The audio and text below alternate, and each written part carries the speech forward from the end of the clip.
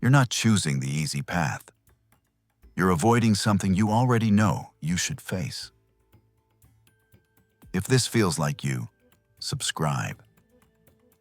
You're going to need what comes next, because this isn't about discipline. This isn't about motivation. This goes deeper.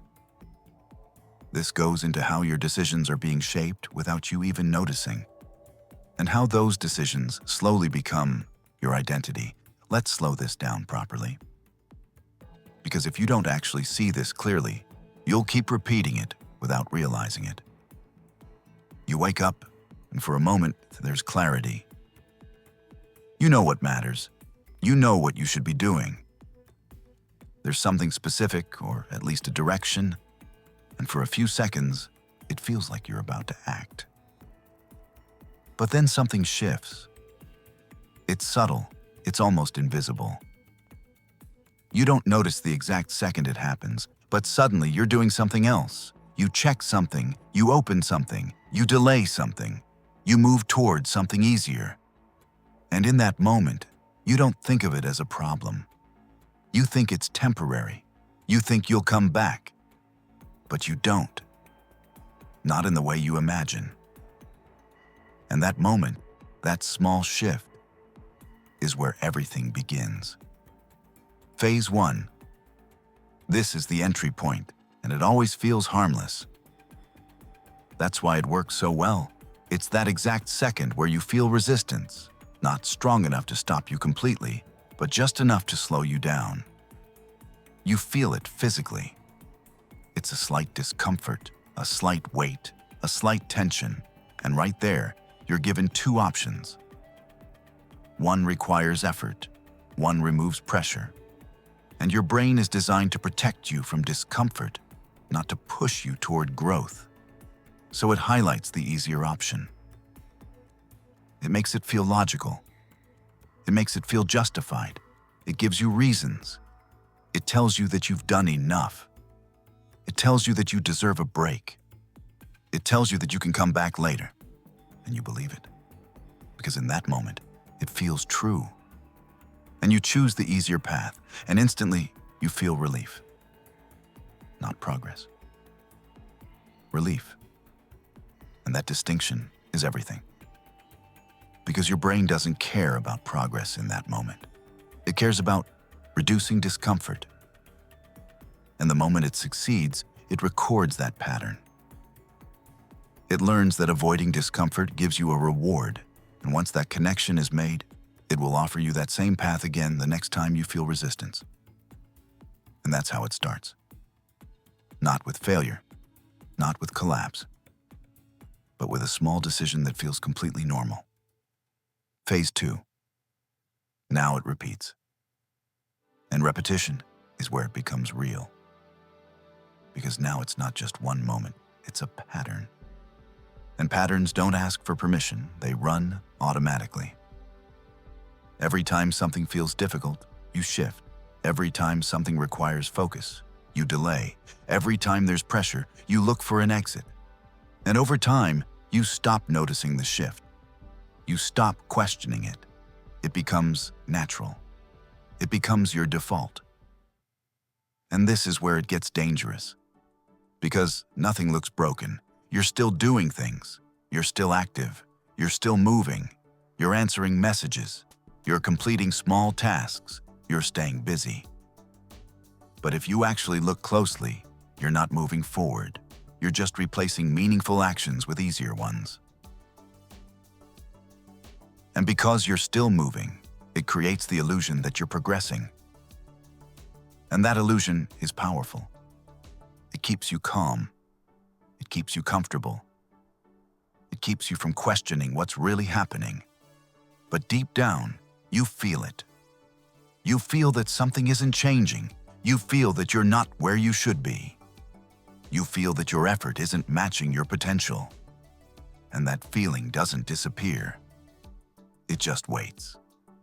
Phase 3. This is where it becomes identity. And this is where it locks in.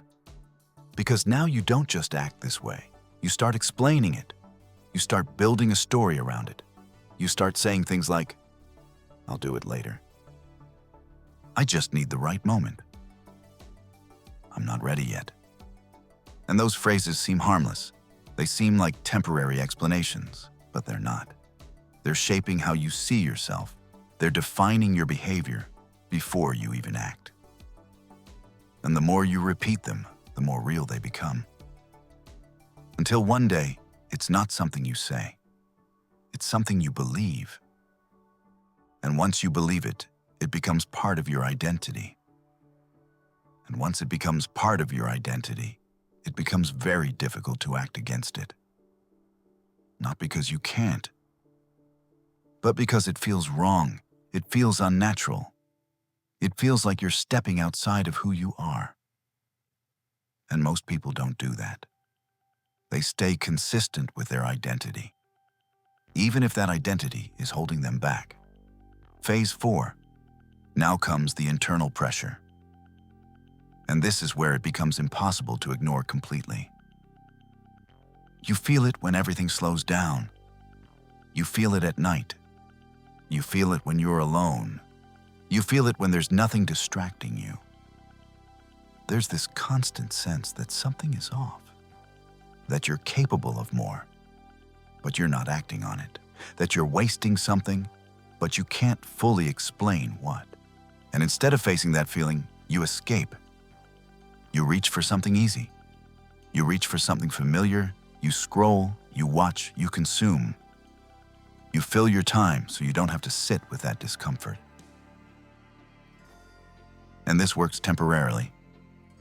It gives you relief. It distracts you. It softens the pressure, but it doesn't remove it. It just delays it. And every time you delay it, the pressure builds. Not louder, but heavier. It becomes something you carry. And over time, it starts affecting how you feel about yourself. Not in a dramatic way, but in a quiet, constant way. Phase 5.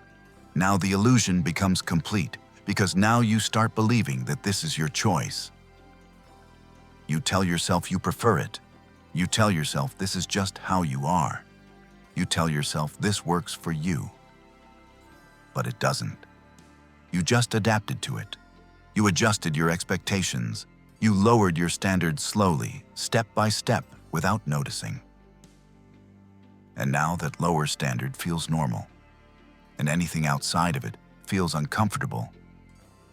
Not because it's wrong, but because it's unfamiliar. And your brain will always choose what's familiar over what's necessary, even if that familiarity is limiting you. Even if that familiarity is costing you years.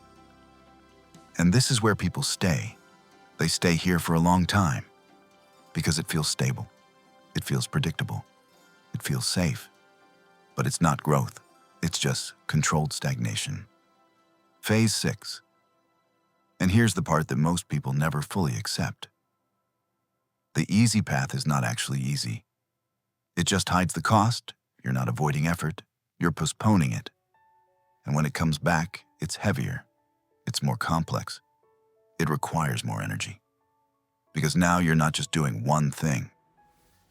You're fixing everything you ignored. And that's why it feels overwhelming. That's why you freeze. That's why you delay again. Because now the weight is bigger. But that weight didn't appear suddenly.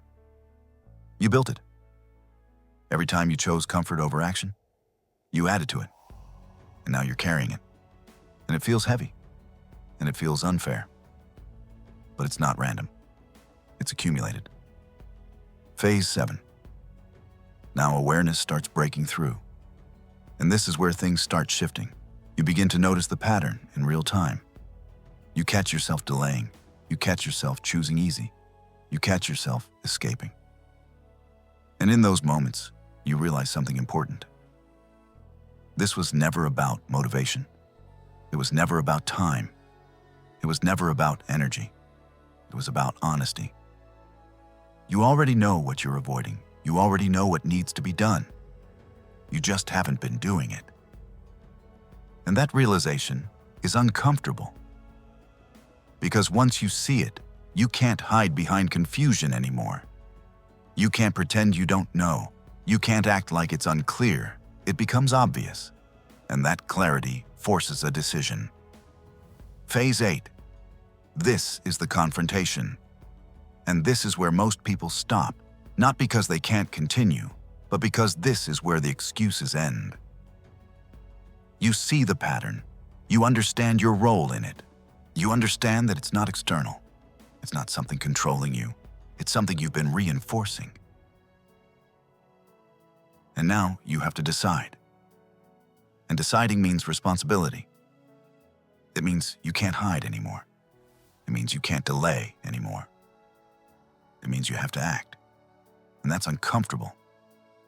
That's why people go back. That's why they choose easy again. Because easy doesn't demand anything. It doesn't challenge you. It just keeps you where you are. Final phase. And this is where it settles in. Not as motivation, not as a temporary push, but as a shift in who you are. Because now you're no longer the person who avoids discomfort. You're the person who faces it. And once that shift happens, the easy path doesn't feel the same anymore. It doesn't feel safe. It doesn't feel right. It feels like what it always was, an escape. And once you see it as an escape, you can't keep choosing it the same way ever again.